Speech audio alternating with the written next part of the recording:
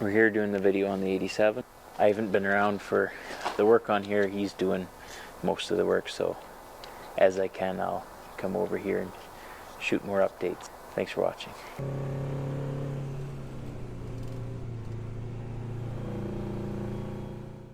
Like back to here, everything is good on the frame, basically to the clutch linkage. But then as soon as you get past that, that's where the first protector was, on the edge of the frame. And then from there back to, well, basically the air tanks here, anything that was under the bunk. A couple of the ends of the cross members are rotted out, like against the frame here. Well, see, with this one's good, but where the protectors were on the bottom flanges, then they were rotted out. But like this cross members, it's not bad. No. Not like this one is really my worst cross member. But I think I'm just going to get all new pieces and not even try to save anything. No. Well, this won't be hard to bend up either. Well, I guess if you're air riding it or whatever. Yeah, I keep going back and forth on that one. Underneath where the fifth wheel was, like I've got holes right through all along this side. That side's not quite through, but it's totally paper thin. I haven't really gone through the suspension to see if anything's broke. I figured I would once I have it off. But like these are mostly surface rust. This is probably the worst one, because here you can see it's hollowed out. But for just a little bit of money, I may as well just put new parts on. Still debating whether I stick this back in or whether I just get an 18 speed, because it doesn't get much easier than this to swap. The transmission was white. Really? I'm pretty sure. Yeah. There's no other color on it? No. There's not a lot of slop in here. So we could just stick it back on. One thing I wasn't sure about is if I can fire the engine up sitting on blocks, or how well I have to have it tied down. Because I could fill it with water and just loop it and run it for short periods of time and make sure everything's working on it. And most of the lines will, I think, get replaced. Yeah. Like a lot of these were super brittle. One thing that's really your friend is tin foil. For masking like hoses off and stuff, you just put tin foil on the lines. No, they moved the fuel filter here. Yeah. I don't know if I'll That's the secondary. leave it there. Yeah. I think I might just leave it there. It's fairly easy to get at when it's on the engine rather than on the truck. So we'll have to see. I figure while I have it off, like, I'm going to pull this apart, I'm going to retime it, and probably advance the timing to like 24 degrees instead of the 21. May as well. It's super easy to get at. Yeah. And then I can go through the pump, make sure it's got everything set right. Might not even be a bad idea to put a starter on it when it's sitting out here. Yeah, it's not the original starter. I don't know how lately it's been replaced, but we take all of the leads off of, when we winterize the trucks, they take every connector off the batteries and the starters on every truck. Really? Yeah, so every fall, it's like 30 trucks run through the shop, and they, along with everything else they do, they have to disconnect all that, clean it up, put it back together. But it's probably not a bad idea to do. This up here, if I could get it mounted somewhere else so I don't get the oil mess, but yeah, that is where it always was, so. Like Dad's is up there too, isn't it? Yeah, it might be the place to keep it. Oh yeah, I'm gonna take this is gonna go. Yeah. But that gives me the port in here, so I can run a line. I'm gonna run a line off of here into this back port to get a little bit more cooling on the back end of the motor. Yeah.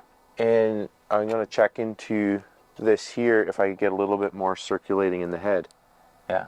Because that's one of the reasons they dropped the rear liners. Right. Just because your back cylinder gets too hot. So if I could add a couple lines right off the pump. Yeah. Because I don't need all these, because I'm going to get rid of the fuel heaters. Yeah. So I only need my lines going to the cab. And unfortunately, I do have the old style assembly in here, where it's the aluminum. Yeah. The 2-pin. Yeah. Yeah. I don't know. It's going to be fairly easy to get at later if I have to change anything. Well, it wouldn't hurt to put a squirt of oil in that. Well, that AC compressor's probably cooked anyway, or...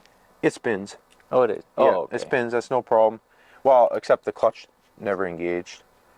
But I did talk to them, and I can get this pump again, or they have another one that they stock that'll fit in the same footprint. That's Okay. a lot more reliable. I should be able to just change the core myself. Yeah. As long as my tanks aren't broken. Yeah. So I'm going to pull it apart and see, because I don't think any of my tank flanges are cracked. It seems to all be the bar that clamps it on here. Yeah. And, well, obviously the bolts are all rusted and they just break off. And then I'll have to get new mounting on the bottom and stuff. But then the question is, I was trying to find the core like you have with the grommets, and I haven't found one yet. So I'm going to have to keep looking a bit. I should look at what the names are on. Dad would know what the... Yeah, he does. He told me. Oh, okay. Yeah. Battery boxes, well, let's polish them, pull the stainless off, and garbage. I'm going to put new stainless plates on and get the company name done with hand lettering again. Yeah. Let Ray loose. And all new stainless hardware. Yeah. Put it all back together. Yeah, exactly. And I thought, even, if we have stainless hucks, then we could huck this on a stainless. Yeah. Yeah. No, I think there'll be a lot of, getting the stainless hucks is going to give us a lot of opportunities for little things that are super clean. Yeah, for sure. And then all new stainless, because this is all chrome steel. Yeah. So get all new bits and pieces. I don't think I'm going to put the skirts back, the flappers back on the bunk. I wish the stickers were still in good shape. Yeah. Air to air looks to be good. Have to get checked out. And Miters at 13.6. miters at 13.6. No question. I think technically we're legal to go 13.7. Yeah. Because of the metric conversion. I have to look into that again, but I thought... 13.6 and 5/8 or something. Yeah, it's just enough that... If you had to see if you had front air ride, you could go 13.8 and then just drop it. Yeah. And we'll keep the factory surrounds. Yes. And just run pipes through. I pulled all of my straps off of these because I think it'd be easier to clean them up. Well, those straps are kind of cooked, or... No, the straps are nice, actually. Oh, no, it's mine that are garbage. Oh, yeah, because these are all stainless. Yeah. I think I went to a lot of extra work here. Yeah, that's what I was thinking. It'd be easier to get everything perfectly clean. Yeah. And it wasn't that hard to take out. These bolts were steel, so they were all rusted. Right, yeah. Looked like crap.